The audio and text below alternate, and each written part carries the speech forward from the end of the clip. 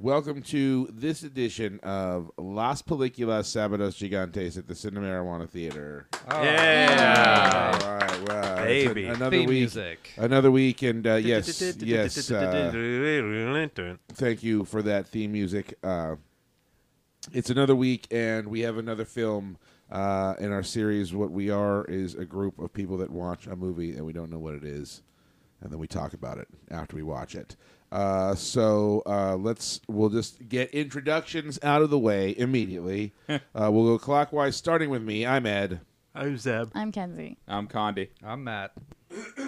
And yes, so that's us. That's our group tonight.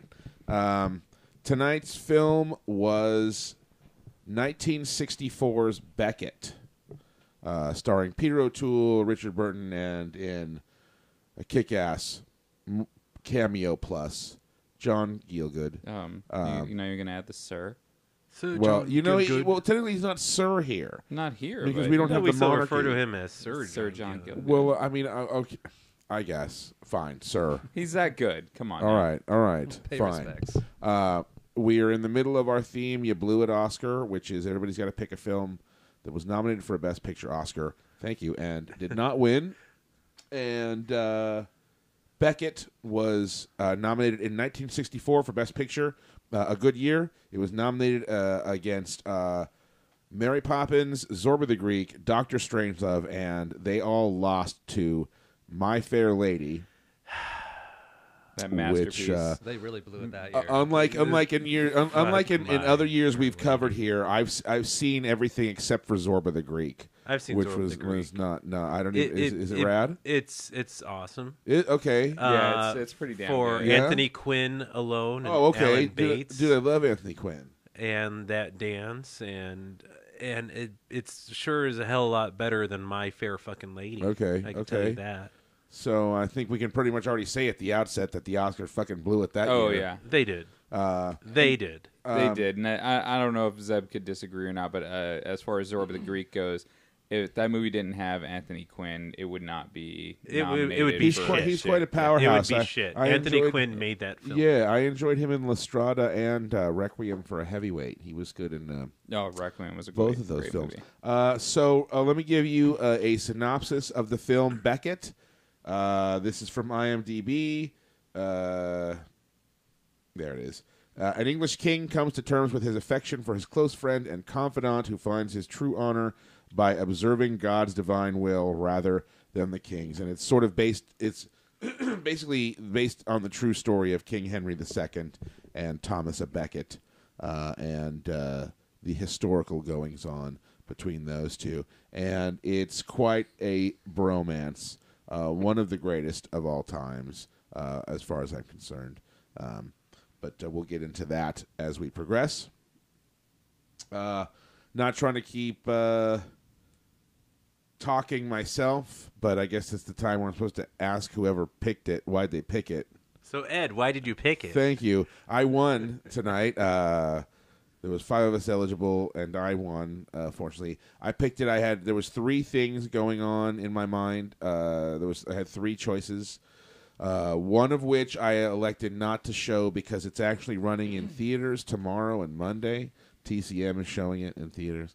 And the other one, it was really tough. I really kind of want to show it, but I think John is considering showing it. And if not, I'm going to keep it in my back pocket for a later pick because I think it's going to go over huge here. But I picked Becket. It's a film that I saw.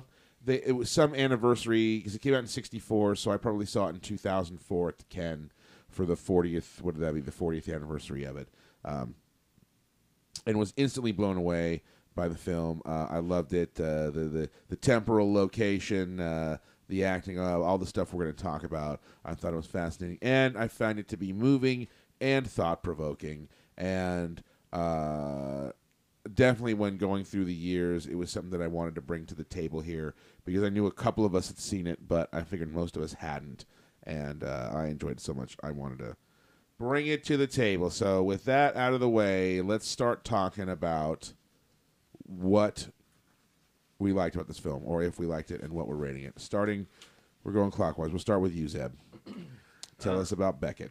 First time watching it, believe it or not. So, Oh, excellent. congratulations. I always enjoy going into films without seeing them. Yes. Especially if they're random, and that's why I come here every Saturday night. Never know what you're going to see. Never know what I'm going to see. And I've seen some good stuff. I've seen some bad stuff here. Not going to lie. Yeah. Oh, yeah. Mostly no, the shit you show before and between the podcasts. Well, that's like experimental time. Yeah.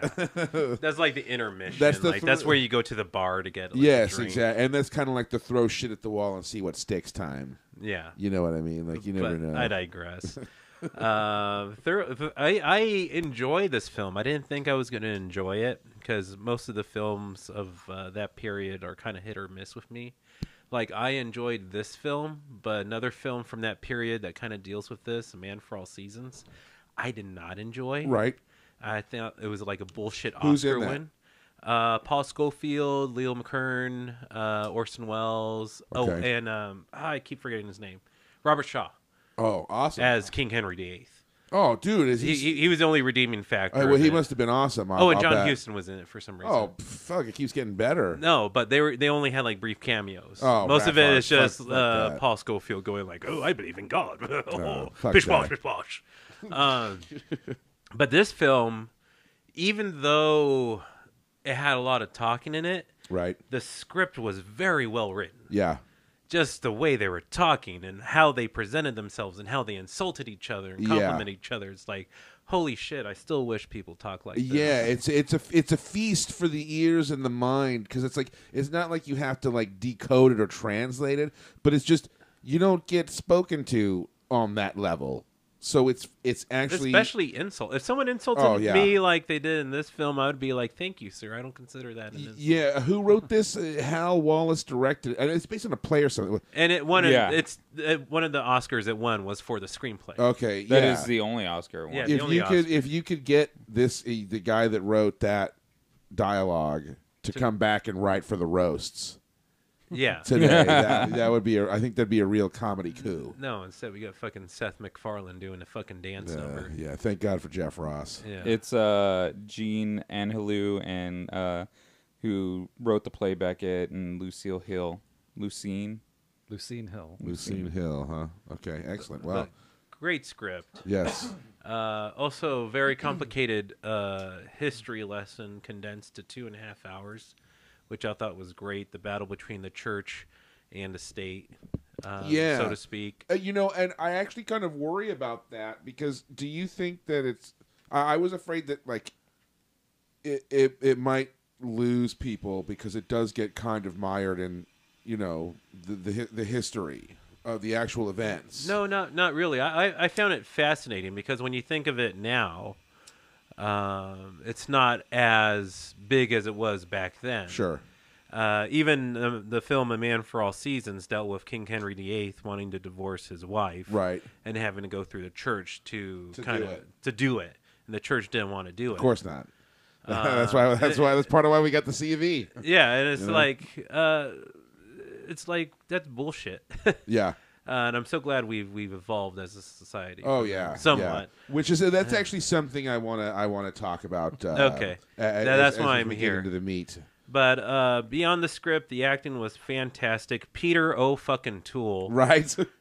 and Richard fucking Burton. Both Yeah. powerhouses. It's like Dude, what happens when absolutely. you get two powerhouses at each other on the screen with John Gielgud in the middle. Yeah. Yeah. You get a powerhouse sandwich Yeah, with some ex- Gielgud meat. Exactly, and it goes down so easy.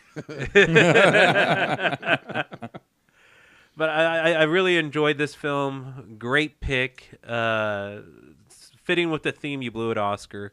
Yeah. Because My Fair Fucking Lady. You're going Yes. to pick My Fair Fucking Lady. Well, I could go off on that movie. That's a whole podcast. Didn't you last time? I did last time. I just can't stand the fucking film. I mean, I've only seen it one time. My Fair Lady? Yeah, and it was in a theater full of people, so my enjoyment might have been enhanced by that. I didn't hate it. I did enjoy it. But that being said, Compared to this yeah, film, no, though. and the other stuff. Honestly, even compared to Mary Poppins, which I guess would be the most comparable film. It's a better musical. that it was nominated against in 1964.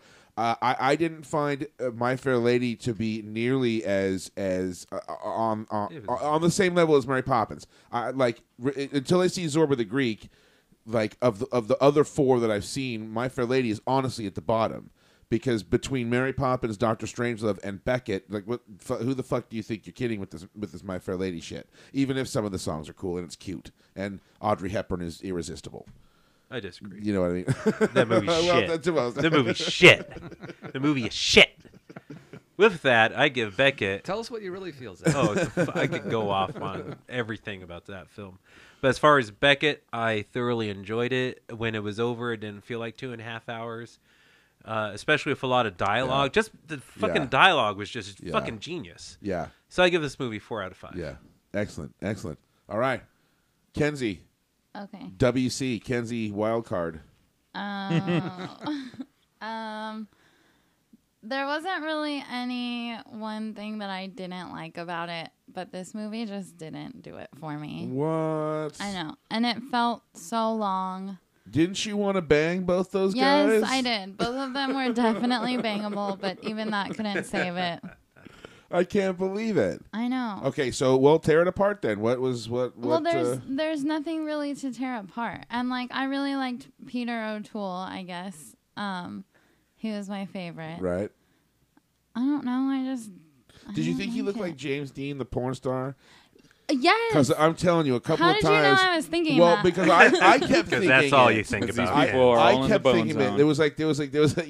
there was a few angles they'd hit him from where I was like, wow, His he eyes actually were like super blue. I know. he looks like James Dean, the porn star, with the Mr. Spock mustache from Mirror Mirror. It's a mirror, James. Yeah. Yes. So that's I was curious if you felt the same way. I did. Yeah, that was exciting. So what? You were just bored? No, it wasn't even that I was bored. It did feel really long to me, but I don't know. Comes from the woman who showed The Wolf of Wall Street. Yeah, I know. Which that was really long, too. which about 31 minutes longer. Yeah. Yeah. I don't know. I think it's my least favorite movie so far. Wow. Just not so you can't really find any major flaws in it. It just did nothing for you. And to be fair, High Noon might actually be the worst. Hey. I think you're my new Jason Land. All of your movies are like, I hate them. Oh God! The balcony's over there. kidding. Jump right off. Well, at least I'm in that. It's just like that Simpsons episode again, where like Mo just like keeps right on walking. Like right now, you and me are both over in that fucking reject section. corner. Yeah, the reject. Yeah. Why do we corner. have to stand here? This is. Okay, so would you like to add anything else to your? I just want to stress that I didn't hate it. There was nothing. What did you I didn't like not about like it? Was there anything that? Okay, well, Peter O'Toole, but was King there anything Henry. else? He was like the main thing that I liked about it. And at first, I liked the other guy, and then very quickly, I thought he was a douchebag. Okay, no, this is okay. That's what we're gonna talk about.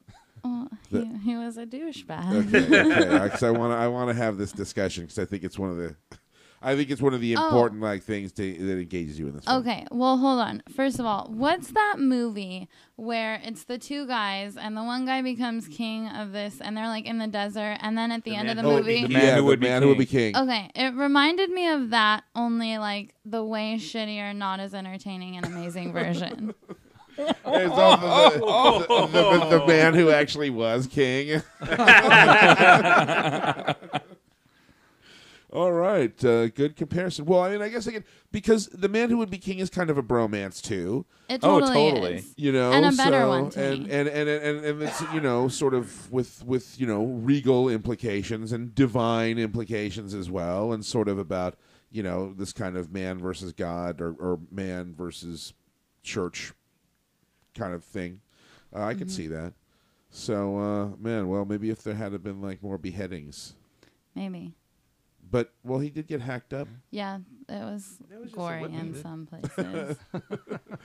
No, with the swords. They were like... Oh, yeah. When they showed up like the fucking ring wraiths. All right, so what is your rating going to be of this film? I think 3, because it's not going to be lower because I didn't not like it. I Right. just didn't... I would hate to watch it again. Right. Okay. Gotcha. Kind of like Shakespeare for some people. Like you can't say it's bad, but it's just not your thing. Exactly. But No, I you can say actually it's do bad. love Shakespeare. Gotcha. So. Gotcha. Just to Yeah, I put have a that lot out of there. stuff like that. Well, that's kind of my gripe with Adventure Time. It's like it's not bad. I can't find any faults, but it's just not my thing. Yeah. All right, Condi, you're up. Ooh, I'm up. How can I follow that, man? I don't like my seating arrangement anymore. I'll have to move some furniture around. Yeah, really. I don't know if there's a long enough podcast for me to say how many good things about this movie. All right. Awesome. Ding, ding, ding, ding, ding. Well, let's get the top ones. It's been a really long time since I've seen this movie, but it's as good as the first time I saw it. It's actually better now, I would say. For me, it stood up better. Well, I think it's one of those films too that does get better on repeat viewings because your comprehension of it improves. Like it can be That's a lot definitely to the way take it is in. for me. Especially because not only are you getting this sort of complex story, but you're also kind of getting so much history at the same time. That's part of why I didn't like it. You're as much. not It in was a history. lot. You feel like It's you a were lot, in yeah. school or No, just there It was a is- lot going on. Yeah, it's a lot to take in. I definitely, but continue. Well, and for me, it's just I never really truly understood the movie, before. Not to say I truly understand it now. I mean, maybe these are one of those movies you can see all kinds of different things in Sure. as the decades go by. But watching it now, it's just like he always loved Peter O'Toole character, Henry II. He always loved him. Right. He loved him You so mean much. Becket? Becket, yeah. Sorry. Wait! Don't get too much into this. Yet, No. Because this is the conversation. I don't mean like how Jason Land was talking before, because that may be something you get in there with, but how he always talked about like he never had anything to love, and Right. He's not capable of love, but he loved him so much he gave away, like, essentially gave away like the one woman he could have loved or even remotely cared about. Sure. He loved him enough that he didn't want to be the archbishop because he knew He knew what would happen. He knew what would happen. He knew when it came down to choosing his friend and God, he knew deep down what exactly would happen. That's why he told him, don't do this. There's when we get back to this, yeah, they even kind of foreshadowed. Yeah, it a bit, and Peter O'Toole at the time, Henry II, drunk on his own hubris there. It's like, no. As usual. You could do this. You got this. You're my man. You got the Ring of the Lions on. You're cool. Voltron, go. Yes, I'm sure that was going through these. Oh, it better have been. when they were filming it. But I mean, it's great, that they and then he also played Henry II in The Lion in Winter. The Lion in Yeah. Winter, which was Which I actually like a little less. I like that movie, but it is not as good of a me as He's- this one. He's not it's as- shorter. There's not as much stuff going on. Well, There's and the he's not as layers. screen chewing either. He's more subdued. Yeah, No, the I disagree. I think there's actually a lot of comparison between the way he acts both of the parts of Henry II, like Right. 4 years apart. well, and I don't like the dialogue either. Oh, the in dialogue in that movie. The dialogue is amazing. In which one? In Becket or in Lion in Winter? In Lion in Winter, Okay. the Okay, dialogue in okay. Becket is amazing. They're both amazing. They're but I both think good, but one's not as good as this the other. one. Okay, Becket, I would think is definitely more accessible. It's snappier too. It's- I think. Yeah, I would think that The Lion in Winter is a little bit more Shakespearean. Yeah, Yeah. for and sure. so some of the stuff kind of, it's a little bit harder to get. I Right. think. Right. Yeah. Well, I mean, This one, it doesn't take as much effort to really follow along with what's going on. Yeah. yeah, and Beckett feels like this is how real people talk. Right. Yeah. Well, and I think too. I don't know. I think that I think that Peter O'Toole is able to bring such charisma to this role that as soon as you get a chance, like you don't really know what to do, because the first time you see him, it's it's like right now, and then he starts telling the story in flashback. The next time we see him, it's with the chick With getting and the then lashes. right? and- But it's not until we see him and Becket together talking to the church guys that you really are like just slapped in the face with, oh my god, like I love this guy. yeah. You know what I mean? It's such a charismatic performance, and the character is so, even though he's kind of a man child, it's hard not to be on his side. Well, I mean, that's everything Peter O'Toole does. Even the shittiest Yeah, movies. no, he really was is- one of the all-time Yeah. greatest. Just I mean, He's just capable of making such a complex character yeah. that has those layers. Because it's like, I feel like the worst kind of characters in movies are the ones that they just don't ask as much of the audience to like. Yeah, they don't it's really like engage you. No, yeah. Well, it's So you they just make the don't character care. as very one-dimensional, and it's like, okay, this guy is cast as like the good guy or the bad guy, Right, but like everybody has like those good sides and dark sides, right. and this is one of those characters. Yeah, yeah, You know, definitely, definitely. There's stuff that you totally identify with, but you're like other times it's like, dude, you're such an asshole. Yeah, definitely multi-layeredness for sure. All right, so Oh, sorry. Back to Yeah. Condi. yes. No worries, Yes, no yes. worries. Yeah, I mean, it was great. It was a great movie. I mean, there's so much to talk about, you know, between Burton, who played Becket, and O'Toole, who was Henry Yes. II. Yeah, there's so much acting going on. Yeah, It's like, holy shit. their relationship alone through crazy. the whole thing is so Yeah. it's amazing. Okay, so what are you gonna rate it? I'm gonna give it a very rare 5. All right, excellent, and a very, very hard boner because that was such a good movie. excellent.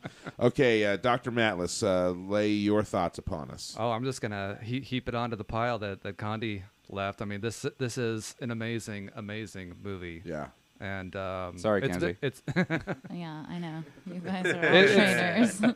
yeah. So this is the second time I've seen this, and definitely, I recommend repeat viewings because there's just so much to get. and to appreciate. Oh yeah. Not just like the basic understanding of like what's going on, but just oh my god, like the relationship between the two is just so amazing, and the way it evolves.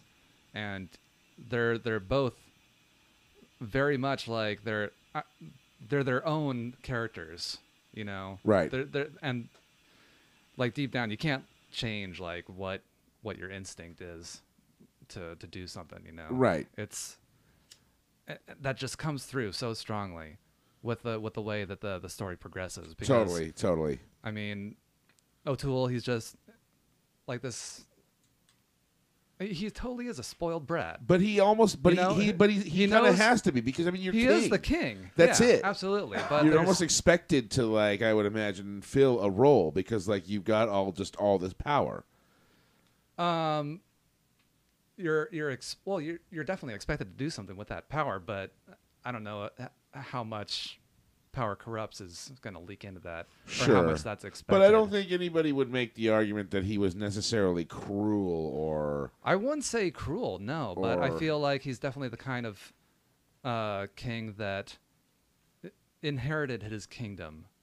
right. He didn't have to work for it. I feel like he didn't build it up by Right. himself. Well, yeah, Right. he didn't like the sight of blood or anything like Yeah. that. Exactly. He's He's got- not a battlefield kind of king. He inherited old money. Exactly. Yeah, and, that comes across because he's just like the way he's just the drunkard and the womanizer. He and just it's like anything that he wants, he takes. you know I mean, that's just the the way- lyric that comes to mind. You know the song "Senses Working Overtime" by XTC, right? The line where he says, "And all the world is biscuit shaped. It's just for me to feed my face," right? Which is such a wonderful line, and it's like you totally you just the character just exudes that kind of an attitude. Yeah.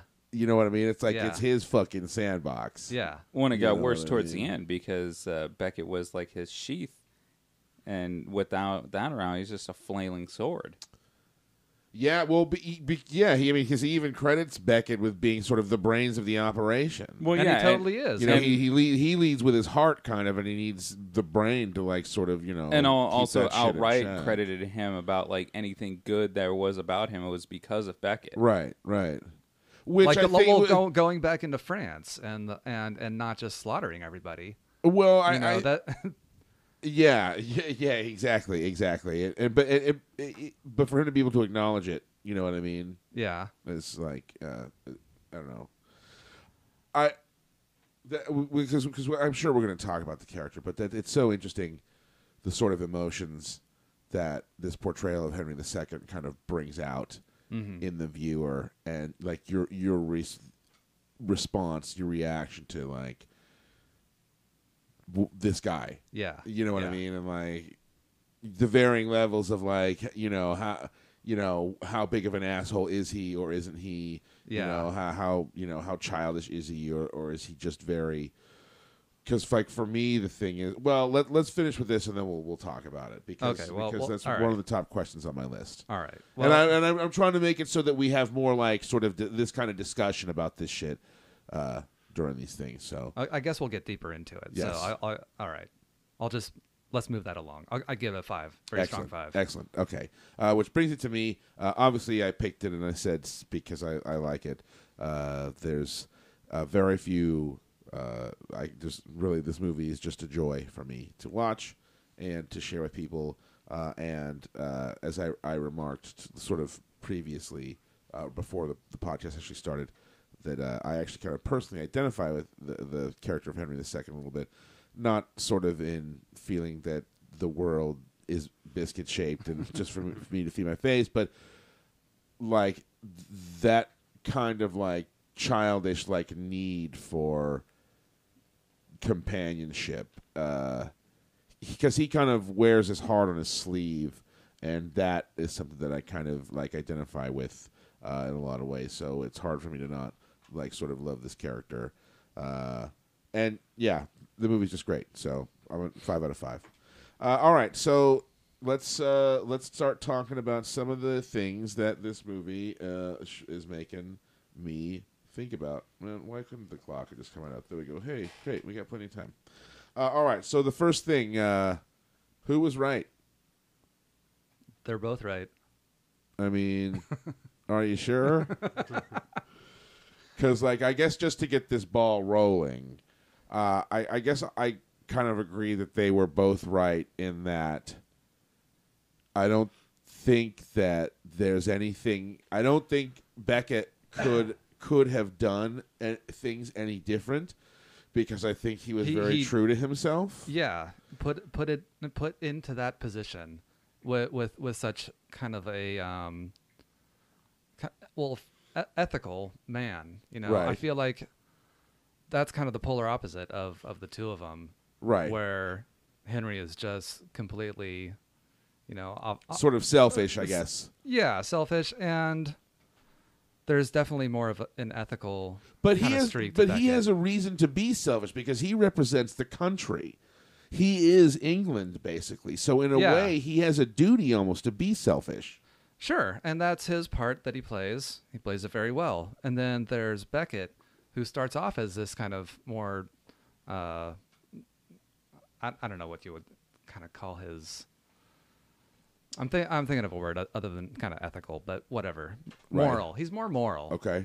And put into this basically this new job where it's like the epitome of morality, right? Or to do what is asked of him would be the epitome of immorality. Yes. Asked of him by Henry. By Henry. Exactly. Yeah, right. And so I feel like he's kind of the perfect shaped peg that fits into this hole that he had no desire or choice to get put into. Right. And I think he just kind of like filled that. Right. See, which is in direct opposition to what the plan was. Right. Well, exactly. But see, for me, like even though I understand that the character that he does what he has to do, basically. But I'm still like, man, fuck you. Like, fuck you, because, like, dude, you guys had, like, the raddest, like, relationship. Like, you know what I mean? Like, you were, like, set for fucking life. Like, when you were fighting the church beforehand at the beginning of the film, when you're in Henry's back fucking pocket, you're real quick to fucking, to talk some shit. But then, as soon as like you get the fucking job, like now you want to be sort of Mr. Morals, And like I like to sort of speak to your point, like it does show him as being like a sort of a morally guided character, like when he shows like kindness or benevolence to like when he gets fucking shanked and like he doesn't rouse that guy out, that kind of stuff. Like he does show he does show like a moral compass. But I think that like because okay, like here's kind of the thing. It seems to me like in this whole church thing, like everybody knows it's bullshit, but it's almost like this unspoken thing. They just know, but like somehow the church still has to exist and operate, just so that everybody can have which kind of their umbrella of guidance, which makes like his sort of make his moral opposition to sort of being a corrupt player for Henry kind of bogus to me. And I don't know, like I find their relationship together is so true and pure that I think it's just a crime in this evil world to see something like that get spoiled.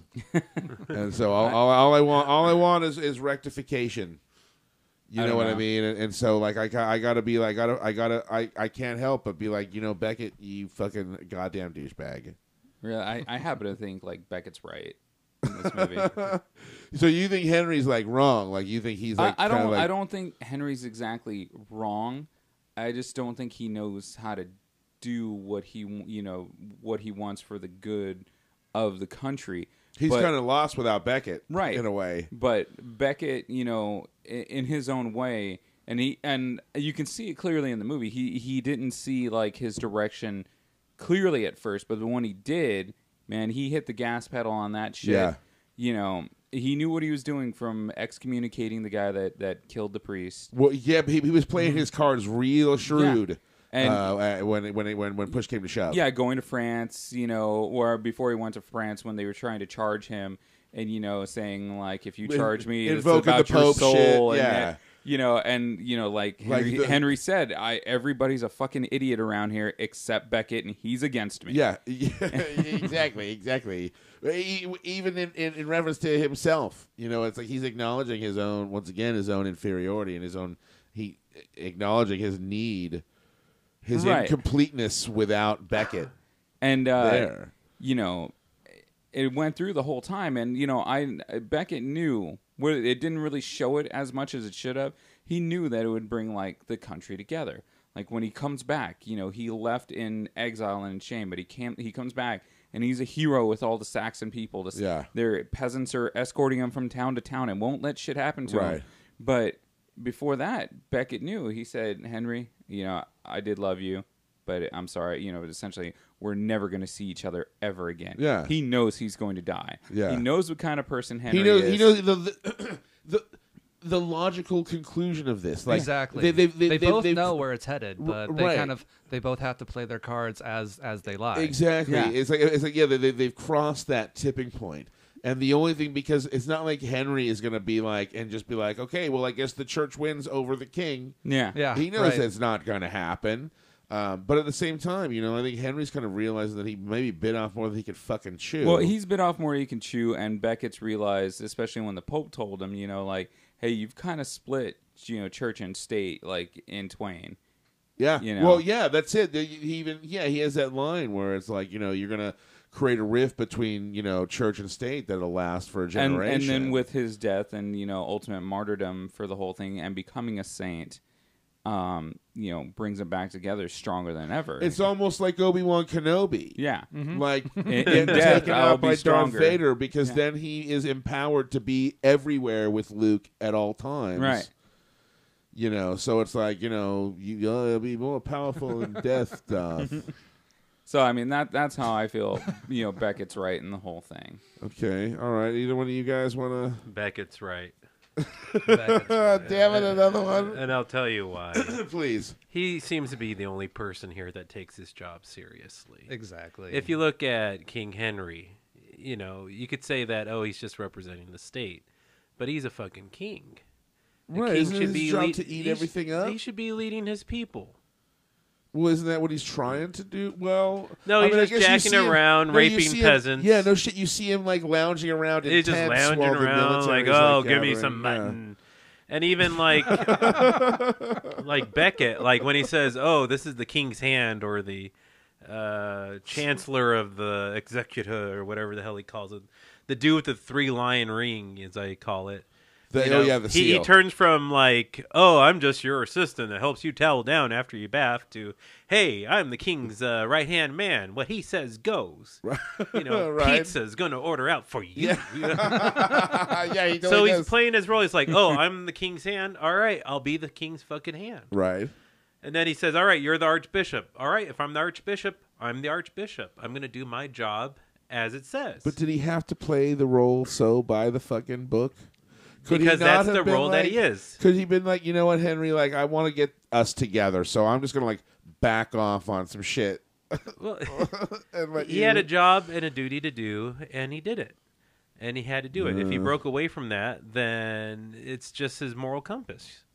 Well, and it would kind of make. I mean, it would be an obvious sham to everybody too. I Yeah, think. he'd just be going along with it. And what it was established early on was this guy does not stray away from this job. If Right. you give him a job, he'll do it. If he says, "Oh, go give me back the villages that I lost in France," the dude went in there, did it without spilling blood, Yeah. and got back those villages. Yeah. If he did it any other way, it would have been terrible for the king and for England. Yeah. They would have been costly both in terms of money and life. So he was just doing his job. I think that's a really interesting point. I think that really comes across now.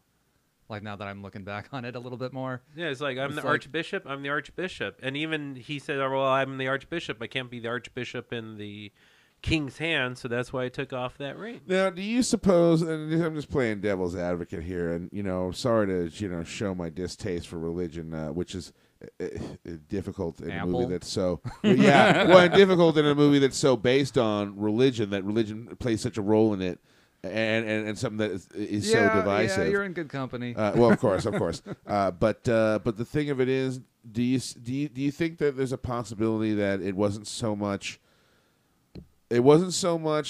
that Becket was being moral because doing what's right according to God is what's moral, but is it possible that once imbued with that power and surrounded by the kind of the power of suggestion that The grandeur of the church. that now you're hooked up with like the real power, that he became like all other like Christians and became a total pious dick, and he's like, "Oh, what? I don't think so. Like, I'm special now, so fuck the plan. Like, I'm gonna be a douchebag because I'm fucking hooked up upstairs." No, not really, because when he became the archbishop, what was one of his first acts that he did was sell his stuff and distribute it And to give the it to the poor, yeah. And he said he was really enjoying it. Yeah, even not really in like in a religious way, But like could almost that- more just like a secular sort of like I'm enjoying this. This is like But could that not be a comment on like just the decadence of his previous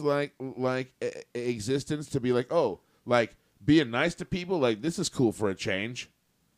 Like this is something. No, this is something different than I'm used to. You like, gotta keep in mind that he was the right hand man to the king, yeah. and he was given certain privileges and certain luxuries. And then when he became archbishop, he took away all those luxuries, gave it to the poor. Even the Bishop Grimace, as I call him, I don't even Yeah, know he his looked name. like Grimace. Oh, Donald Wolfett is the guy that played Bishop Grimace. You know what's funny? I was like, I got to remember his name for the podcast, right? I got to remember his name, right? And then that scene comes up where they get introduced by name to fucking to whoever. And I didn't pay attention to his name, but I remember the other guy's name. I was like, dude, you fucking clown! Like, what are you doing? Donald Wolfett plays Bishop Grimace. Bishop Grimmett. What was it? Bishop really? Philliot. Folliot. Follio.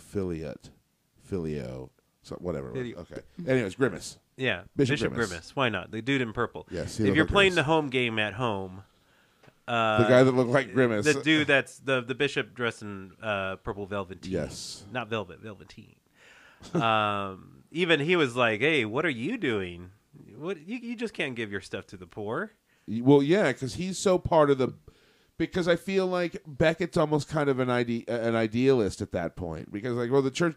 Oh, he absolutely is. Like I said, it's like we're supposed to do this on paper, but we don't really do this, guy. Like, what are you doing? Like, He's like, yeah, hey, you know, yeah. He's like, hey, I'm the archbishop. I got to be the archbishop. So and that's why he was more popular than the previous archbishop. So he did. So okay. So he. Well, when the guy asks him like, "What the hell are you doing?" he immediately comes back with a Bible verse. Yeah. It's like this is what we're supposed to be doing here, right? Well, yeah, exactly. You know, he like kind of he accepts that. Like the word of it, basically. Like he's the only one that actually does take the Jesus part of it seriously. Well, it's the job too. I mean, I feel okay, like, yeah, well, sure. like Zeb is really on point with this because like he fit right into that role of his right hand man. Sure. At the beginning when he's talking to the church, he gets like bumped up like several notches, in just like that. And he becomes Jesus's right hand man. Well, the Pope's. The Italian Pope. I enjoyed that scene, by the way. Something that you brought up, too, cool. was something that I kind of wanted to bring up, was that was he kind of just influenced? It seems like he's more of a secular kind of guy. He even makes the argument for it when he's like, dude, don't give me don't make me the Archbishop of Canterbury.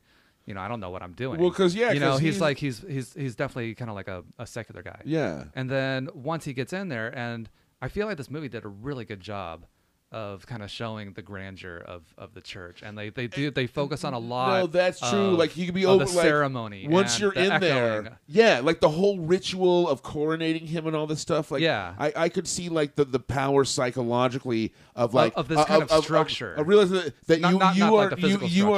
you are now like at the helm of a ship that's way bigger than you fucking thought it was going into it. Exactly. Even the excommunication scene was awesome. Oh yeah, with the big candles, so badass. They drop all the staff. That was like their mic drop. Those were candles. You know, well, you know what's crazy about that to me too is like the idea of being excommunicated from church seems like who cares? But you like, got to go back in time. That's it. It would have destroyed your life. Yeah, no one would talk to you. No one would do business with you. Yeah. You'd be a complete outcast. You'd have to live in the woods like Hippie Joel. Here now, when you get excommunicated, it's a badge of honor.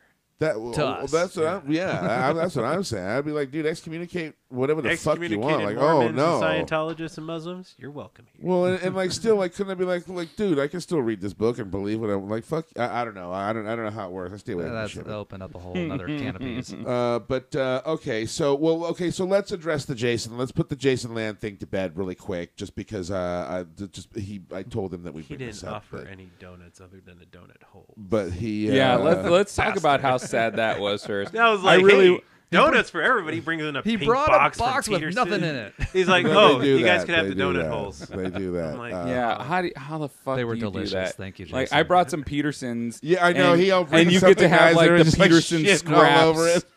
God. I thought it was a nice gesture of Jason Land. That's only because he bought you back that fucking maple bar, you son of a bitch. I'm no longer bringing emergency payday bars. The maple life jacket. Yeah.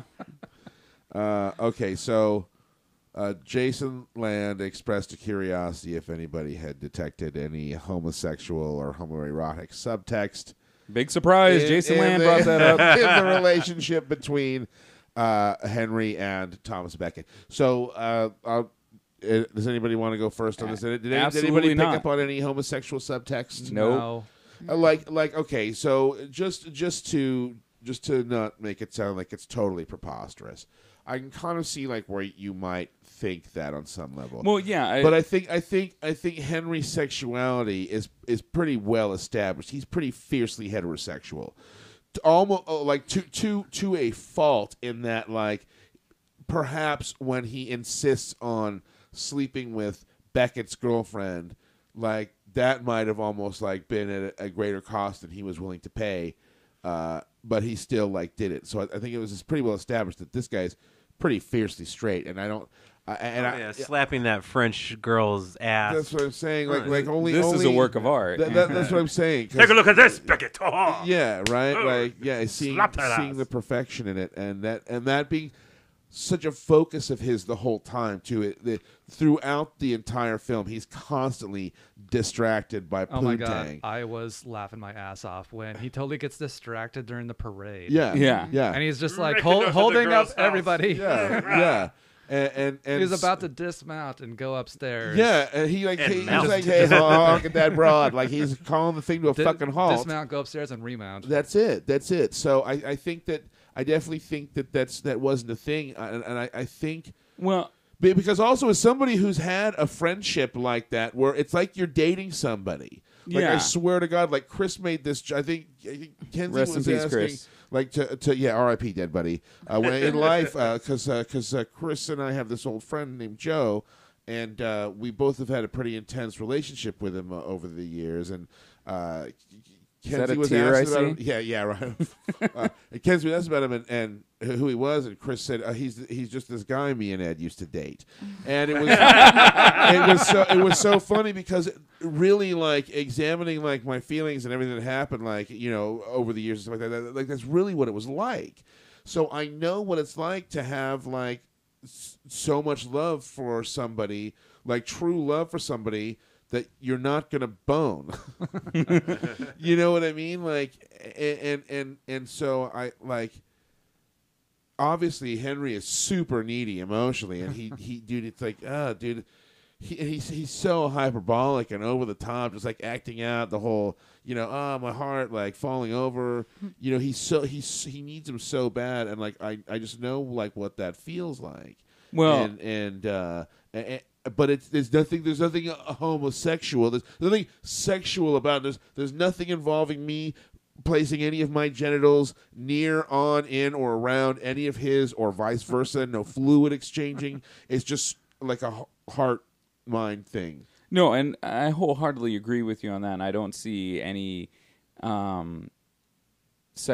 gay, homosexual, overtones, undertones. Right. But this falls into the category of like, and I know we've all been there, of saying like, that's a very pretty man. I could go gay for a guy like that. Sure. Or I'd let him pop me in the pail, Sure. or he's on my gay island or something. Well, absolutely. This is where that would be. This is that, such an intense friendship My gay relationship. island. Oh, come on. you have it. Everybody does. That's a podcast for another night. Ooh, there. baby. We'll do our Let me gay tell ya. islands. Topic 1, Colin Firth. That like if something were to happen, quote unquote, it would stay between themselves, but it would just be like, oh hey, I was in college, I was experimenting that one time, and then this kind of happened, and whatever, big deal, But they were both fiercely, well, at least Henry is fiercely heterosexual. And I don't consider it to a fault. I just consider it that's just the way his personality was. Then I don't think he was trying to hide anything by being, by just I want to bang everything that moves. That's just the way he was. It wasn't like he was compensating for feeling insecure about really wanting to bang guys or something. He was compensating for having a shitty wife and mother. Well, it was more than anything for his sexuality. I think it was more like he was compensating for the fact that it's good to be the goddamn king and you can put your dick in any piece of fucking pussy you want. Yeah. And once again, the world is his sandbox, so you know what I mean? Like I don't know, like the kind But of it comes idea to the that point where you need some affection back. but that's what he gets from Becket. Yeah. That's why he needs He his doesn't little get it hope from to his idiot son. Right, who Son. he doesn't like. Yeah. Which I guess was different in real life. I guess they were actually pretty close. It's funny on the IMDb trivia about the movie, like a bunch of like the little relationship details between him and the family was different for the movie than it was in real life. Oh, fuck you, historians. I know, right? Who wants to hear that shit? Okay, so sorry, Lan. I think we put that one to bed. Okay, now Thanks for the donut. You act like he's going to listen to this. Okay, yeah, I know, right? So something. Fuck you for the donut. Something. I did want to mention. We did remark during the film how absolutely fucking pimp Gielgud is as King Louis, And that chess set. Amazing. He was actually nominated for an Oscar for those two scenes for that little the little bit that he's in. That is so. He was that pimp that everyone was like, "Dude, come on!" Win an Oscar for Oh my God. only. Yeah, right. Now that is some old school fucking swag there. Like What that, is it? Like that a couple just- minutes of screen time. Yeah, yeah. But I mean, Beatrice his- Straight but won obviously an his Oscar lines, for like though. 5 minutes of screen time yeah, for network. that movie's good though. I know, but it was 5 minutes worth of like Oscar-winning Who? bitching. Who? Oh, Beatrice Beale- Straight, William Holden's wife, the lady that was in Poltergeist. I thought he was banging Faye Dunaway in that movie. No, Faye Dunaway was his mistress. Okay, it's been a while since I've seen it. See it. Really, the chick that I don't even remember was. Well, she was only in the movie for 5 minutes, and she won an Oscar. But Network was like nominated in like every category, Yeah. wasn't it? I mean, like and Judi it Dench was. won for a 3-minute performance. Huh, wow. Well, so hey, so there you go. Gil Yeah. Good Fucking knocking it Yeah, out he of the could've. park, dude. what? Not even 10, 15 minutes. Yeah, definitely not 15. But 10, man, 10 if he was lucky. What 10 minutes they were? Oh, he just an Just absolute. fucking around with like the ambassadors. Yeah, whoever. Yeah, his It was rich. like, oh, his would you like a tail? cotier of fucking privileged privileged people. Making him wait for like 3 days. oh, and he comes yeah, in, he's like, right. I've been waiting for 3 days. Like, oh, I'm sorry. We must not have heard. Yeah, right. Like, oh, they would have informed me. And a testament to it that we right away we were like, dude, are you kidding? Like, is this guy for real? Like, this is the shit. Okay, so something I did want, and this will probably be the last thing we talk about. I would imagine we'll run out of time, but I kind of saw the film in a lot of ways take the bromance out of it, and I kind of saw it as really kind of scarily, eerily similar kind of to today, where it seems like if you believe the narrative that the news media is constructing in this country about this tremendous division between people on the left and people on the right over shit, where it seems like we're at a greater divide than ever before in history, and with shit like social media and instant access to like all kinds of that shit, just being bombarded all the time by input telling you one thing or another. Sort of this struggle between church and state seem to kind of mirror sort of the fight in America today. Did anybody else pick up on that, see that, think about that? It's a pretty general theme. I mean, I feel like there's a lot of different directions that it could go, but I wasn't really picking up any kind of like parallels with what's going on now. Well, just kind of like how, just kind of like the way there's so much sort of there's all this attempt to make all this legislation protecting all of these sort of religious, quote unquote, like liberties, which is sort of the main issue in this film. The church wants to basically be as powerful as the monarchy. They want to have their own courts. They want to keep their own money. They want to basically be an independent being in a system that's supposed to be like ruled by like this one thing. Mm-hmm. And there's I don't know the whole separation of church and state thing. Like he needs money. Like the state is looking to collect taxes basically. Yeah. But the church is like trying to, protect. Yeah, I guess it's not their sort something. of tax-free money. It's not something that I really picked up on because that kind of discussion isn't one that really gets brought up a lot about like having churches pay taxes. They should. Right. And no, well, absolutely. Because that's kind of it for me. Like that's part of like, okay, all the sort of issues that have been on the table. Like it's almost ridiculous that they've been on the table, and part of the reason they have been is because they have so much tax-free money to pour into lobbyists' pockets and shit to make it an issue for politicians that want to stay rich. So for me, like watching this, it's like, whoa, that's just like today, where sort of like, the church should be paying their fair share to the government because the government is what's real, and yet they're fighting this sort of fierce battle to like keep their piece of the pie based on their supposed, divinity. Mm-hmm. But, is that right? Is that really what should be going on?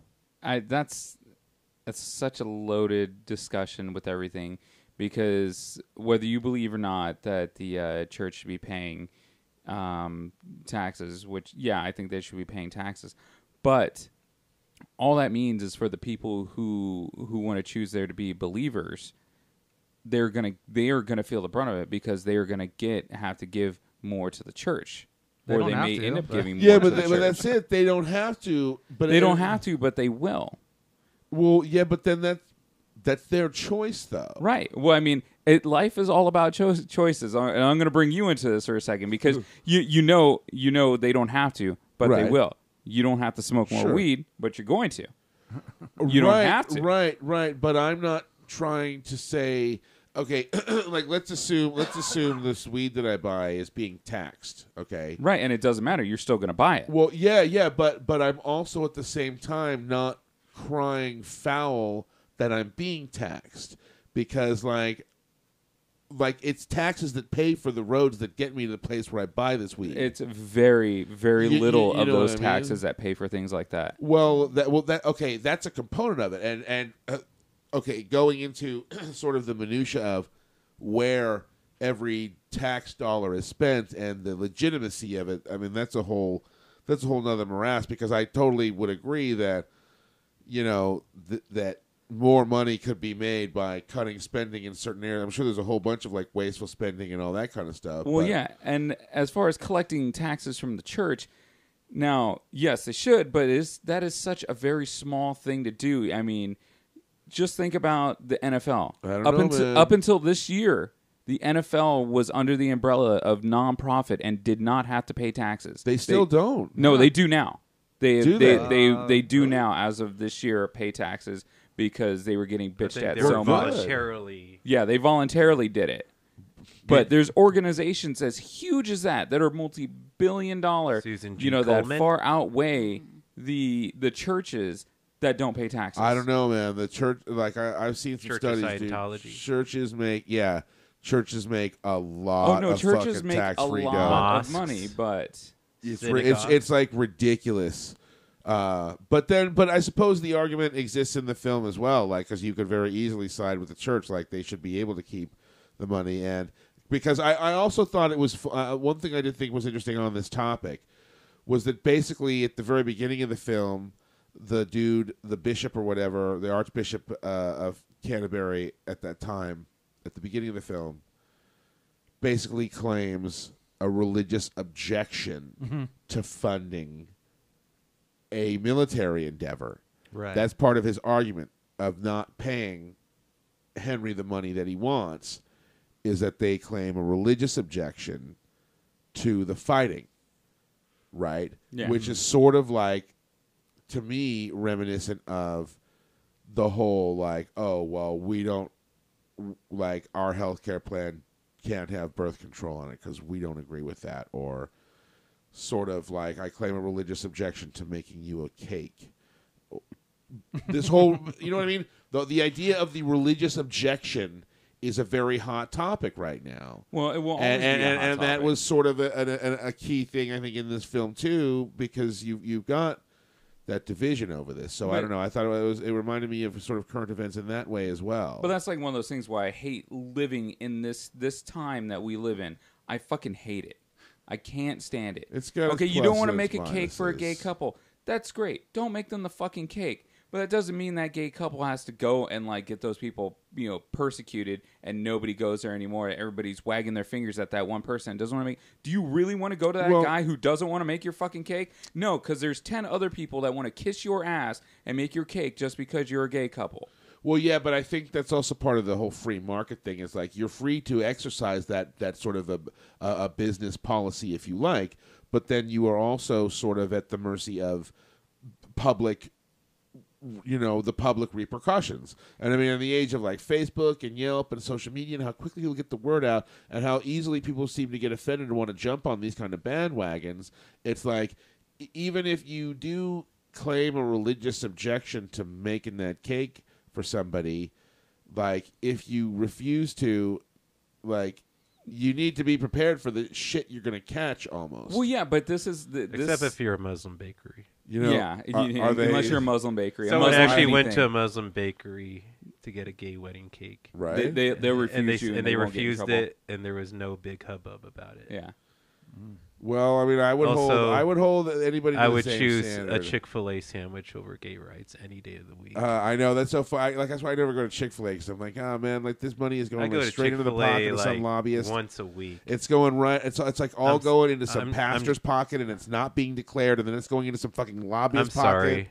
I'm just born that way. Yeah, I mean, right now is like living in the worst like retail fucking job ever. We've taught the people that they scream and bitch the loudest that they're gonna get what they want. So what do? They use the media, they use social media, and all they do is bitch about shit. I mean, let's take Comic-Con for instance. It's fucking Jesse Eisenberg. Oh yeah, his comment about like a genocide. Who gives a fuck? But no, everybody wanted to blow that up on social media. It's just a fucking comment. The oversensitivity of sort of the social media. No, it's the oversensitivity of the world like a huge nowadays. deal. Well, but I think it's being expressed. It's being fueled by social media because every time you're going on there, because everybody has fucking internet BuzzFeed balls. or Vice or Huffington Post is telling you what you should be. They're totally trying to wind you up. Yeah, like 12 things so and so said today. Yeah. You should be offended by It's the clickbait. Yeah, it's clickbait, Exactly, and that's why I always write down Trump is better than Hillary. and People go, well, Zeb, you can't do that. I'm like, say all you want. I'm getting more followers. He that's certainly why I wish is we more could do like a entertaining. Jay and Silent Bob. Yeah. And like go house to house of these motherfuckers and just punch them in the goddamn face. Like, you little internet balls motherfucker, you couldn't do this to my face. I fucking dare you right now. I think a lot of it is people feel empowered because they don't have to say it to your face. And I think it's real easy for people to just jump on their phone and be as hyperbolic as they want about whatever they want. I'm glad I'm from a different time where you go up to a man, you tell him, fuck you, vegan, and you Yes. can walk away. You slap him in the face with your white glove. Yeah, or the time I ate Chick-fil-A in front of the gay studies professor. Unintentionally. And I was like, Oops. oh, sorry. Oops. Too delicious. It's like, you want some? Oh, man. How late is Chick-fil-A open, actually? How do they close it? I'm thinking about, God damn it, I was thinking about yeah, and totally don't worry, late. they're closed tomorrow. It's Sunday. Oh, yeah, motherfucking churchies. Man, That's why we them and have the In-N-Out. Colonel. Dude, you know what? No, dude, I'm telling you, that's like a curse on one's fucking digestive system. Just yours. It figures that the biggest like Jesus freaks would have like In-N-Out and Chick-fil-A would have like the best grub. It's because there's Jesus in every bite. That's right. It's made with love. Even though Take it's that, you Chipotle unbelievers. You know, It's a In-N-Out is different open until Jesus. 1:30. Like, don't jump on Chipotle, dude. man. Don't do that. Not in front of me. Okay, well, so yeah, Charging me extra for guacamole. Fuck you. So I, so I hope How do we turn this into a discussion about fast food? because wasn't there how talk many, about a movie someplace? well, in here? also somewhere. too because there's been a lot of bowls, and so Okay. naturally. All right. We'll blame it on the Bulls of Bucket. Naturally, well, it's Buckets been of Becket. it's been hours too because Beckett's 2.5 hours, and then it took me probably 20-25 to set this up. Well, we watched regular show, and then an hour to do this, and 10 more minutes to get levels and stuff. So, it's been a while since anybody ate anything. I think except for probably candy or donut holes. I have an emergency payday bar I keep for Jason Lamb, Dude, but fuck that. Delicious. Yeah. You know what? We should have to. We should keep some kind of emergency candy suppository. No, he'd enjoy that too He'd much. like that way too much, yeah. All right. Well, so I guess that'll do it then. Hopefully, this was a little more entertaining. Do you want to preview what's happening next week? Oh yeah, great idea. Thank you for that. Yeah, we talked about it before, but next week is our centennial film here at the Cinemarijuana Theatre. We've been doing this for long enough that we are going to watch our 100th film, and the question on everybody's minds is, will Kenzie hate it? I know she'll hate mine. So one of the special things happening, John and I are okay. So basically, we're going to be like running shit all day, so people can get here earlier if they want. And we're still deciding on what exactly we're going to have going on. But then, instead of the normal drawing, we're suspending the theme. It's going to be a free-for-all. Everybody's going to bring whatever they feel the ultimate thing they'd love to watch with the whole group is, and we're going to argue over it like Starship Smackdown bracket style, March Madness style, and I'll vote until we get down to the one film that we watch. You mean we're not going to Thunderdome out in the patio and We're whoever gonna wins gets to show their movie? We're gonna verbally Thunderdome. We're gonna put all the movies names down, put them in the shaker, and then draw them randomly and match them up against each other and let people sort of argue for their films. And and then we'll be drinking and podcasting and stuff after that. So does that mean we get to tear down the other film as a part of like bringing our film up in the brackets? Well, yeah, absolutely. It depends on if you want to run a negative campaign. Yeah, really. Yeah, your campaign strategy is your own. Dude, look, Trump's #1 on the polls, so I'm running as negative as possible. And then maybe we'll have some booze or something, so we'll be getting fucked up too. Maybe. And then So maybe that'll be a good podcast to tune into. Or an awful one. We'll see.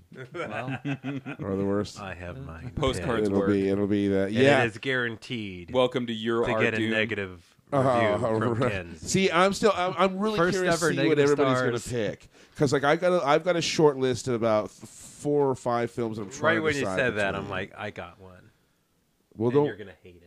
yeah, Okay. Kenzie's You're probably gonna gonna hate watch mine. it. too. Well, I'm that's not her gonna biggest watch fear it. too. Is that everyone's not No. going You're to gonna hate it. It mine's, You're gonna be like, oh my god, it's Zeb. slow. There's a lot of dialogue. Even if I want your movie more than whatever movie your movie is up against, I'm gonna vote for the other movie. Ooh, but you're not gonna know it's his. You're not gonna know it's mine. Oh, you don't know whose it is? Yeah. Actually, Well, that's, I guess there's no hang way on. around well, that. no, well, not necessarily because, I mean, I guess everybody would have handwriting. Whoever draws would be able to tell. But the idea is, if you picked it, that you would argue for it. But I guess we could do it anonymously. Well, the group could Which would be argue interesting. between the matchup of the two. Right. So if you had Cannonball Run and Cannonball Run 2, We could all just fight we it would, out. yeah, we would argue which one we So- want to win out of those two. We could retain anonymity, which might. You're gonna hate it. I didn't even think You're of gonna that. watch it. But that's assuming gonna yours hate it wins. even more. That's assuming yours wins. I'm gonna pick my fuck you pick for this one. You're gonna hate Yeah, but it. keep in mind, people got to pick Oh, it. yeah. People got to No vote one's for gonna it. This is pick this my is movie a anyway. guarantee. Just remember, Kenzie, Conan the Barbarian could win. You got to win. I've actually seen the first. The end of it. No, I saw the beginning of it too because we watched it again right after. the Oh end of it. yeah, awesome. You know, gotta see the what- whole you know thing. what would be a Watch it. really awesome fuck you You're gonna hate pick it. that would also be in line with this theme Huh. would be picking the color purple for Chris. Dude, R.I.P. Chris, you non-purple believing in motherfucker. He's all still posting shit on his Facebook about like, oh, why doesn't magenta appear in like the rainbow? Or we can watch Purple Rain. He's like, yeah, we should do the 1-2 punch, the color purple and then Purple Rain, and then we can listen to, like Purple People Eater and Barney There's actually a songs movie all called night. The Purple People Deep Eater Purple. Is it with Yes. Ned Beatty. Oh, and we can watch Excellent. Death to Smoochie. And we can all wear purple. Would you think we would be we would invisible? be invisible. Chris, you wouldn't be able to see us It's like if that's we what were the alive. Predator uses for like its active camouflage. All right, so everybody will just you got a week to come up with something that you think might win. I don't want to hear it.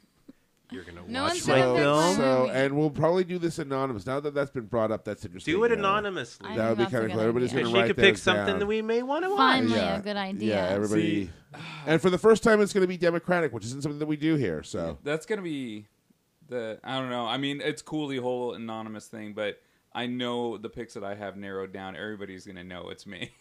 well, but that's okay. You know what I mean? Like that's okay. Like we don't have to Well, I don't know whatever. everybody's personal taste. Yeah. Really, Seb? Have you not been here for my movies? Not really. No, Actually, no. what? You have good movies. Two. What did you have? You had Flash Gordon. Well, that one was a departure from my. I had the All Raid, That the Raid Jazz. 2. Attack all the that See, jazz. all I had Yeah. was All That Jazz and Flash Gordon. That's all I could Well, you, think Oh, did the you good, say the you bad, had the the weird. weird? I was out of town. Oh yes. Oh, you missed a good one. Yeah. That's what yeah. people tell me. Good damn it.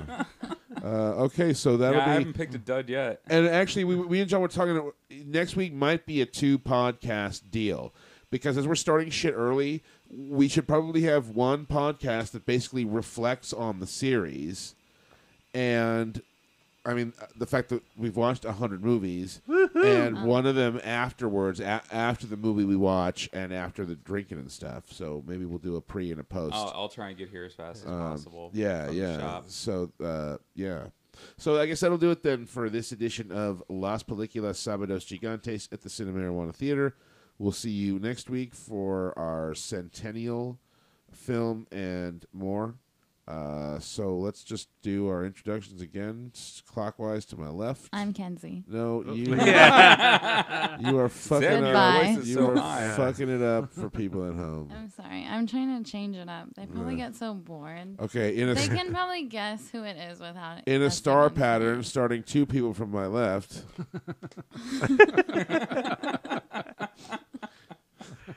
All right, clockwise. Clockwise, starting to my left. I'm Zeb. I'm Kenzie. I'm the new Chris.